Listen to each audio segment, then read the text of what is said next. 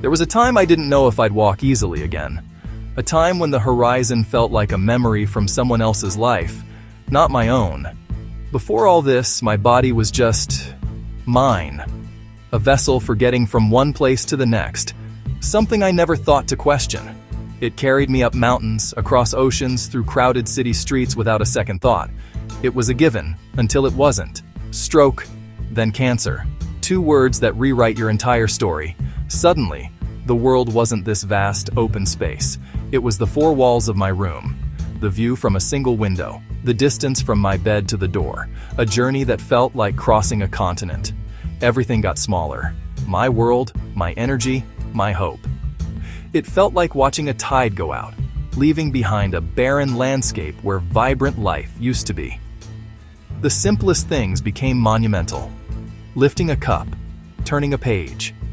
The silence in the house grew louder than any noise I'd ever known. The trauma doesn't go away. You just learn to live with it. I used to stare out that window for hours, watching the world move on without me. Seasons changed. Neighbors walked their dogs. Life continued its rhythm, and I was just a spectator, trapped behind the glass. I wondered if I would ever feel the sun on my skin again, not just see its light. Would life ever feel normal? Then one morning, something shifted. A quiet voice, barely a whisper. "You're still here." So I did something I hadn't done in months. I opened the door and stepped outside. The air was cold, sharp, and real. The light was soft, painting the morning mist in shades of gray and gold. And in that single, shaky breath, I realized the world was still here. It hadn't left. It was still waiting. I thought I was just healing my body, but what changed the most was my mind and my heart, and it started with travel. I'm Steve Sabo, and this is Healing Journeys. It's not about escaping life. It's about finding it again. There's a point in stillness where it stops feeling like rest and starts to feel like a cage. The same 4 walls, the same view, the same heavy silence. For a long time, that was my world. A quiet, unmoving landscape of waiting. But then, a whisper. "You're still here." And with that whisper comes an impulse. A need for friction, for the world to rush past, for the simple, undeniable proof of forward momentum. When you move, something inside you moves too. The dust settles, the stagnant air begins to stir.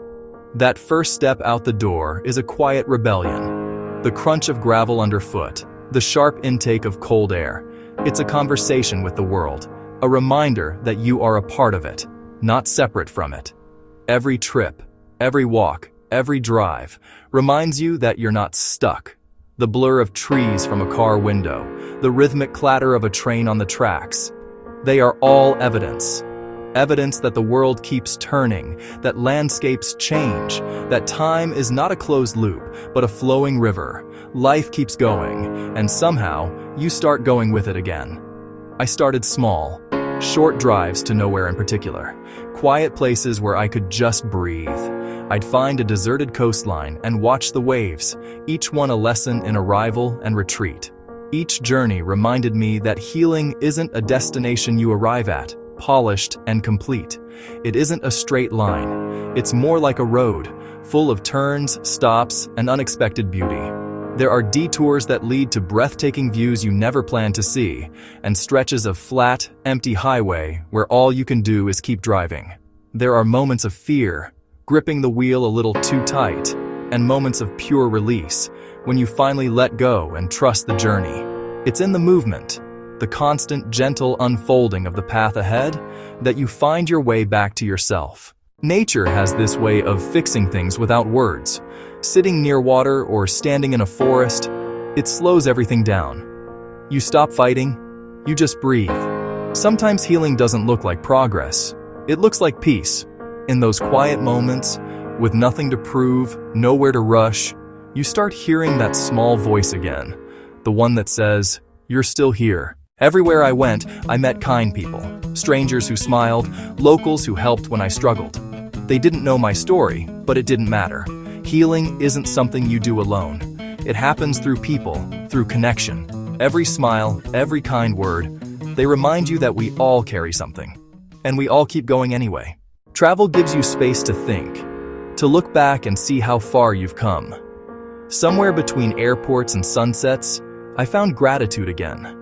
Every step, every border, every sunrise reminded me how lucky I was to still be here.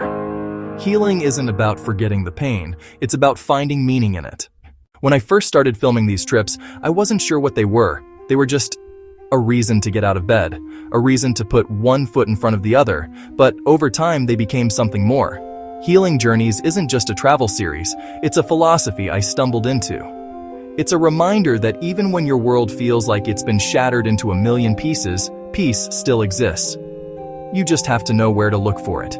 It exists in the quiet cathedral of a forest, where the trees don't ask you to be anything other than what you are.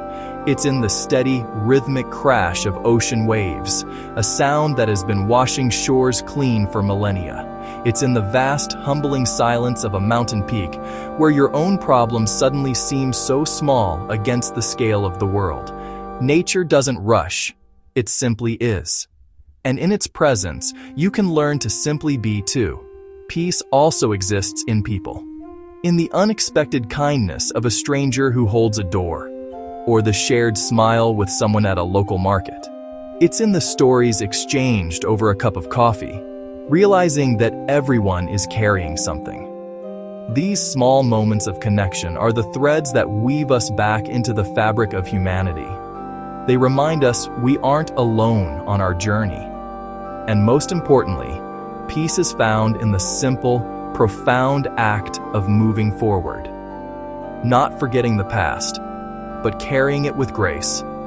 Every place I visit, every mile I cover, teaches me something new about healing, how it takes time, patience, and a quiet, stubborn faith in the process. This isn't about escaping, it's about engaging.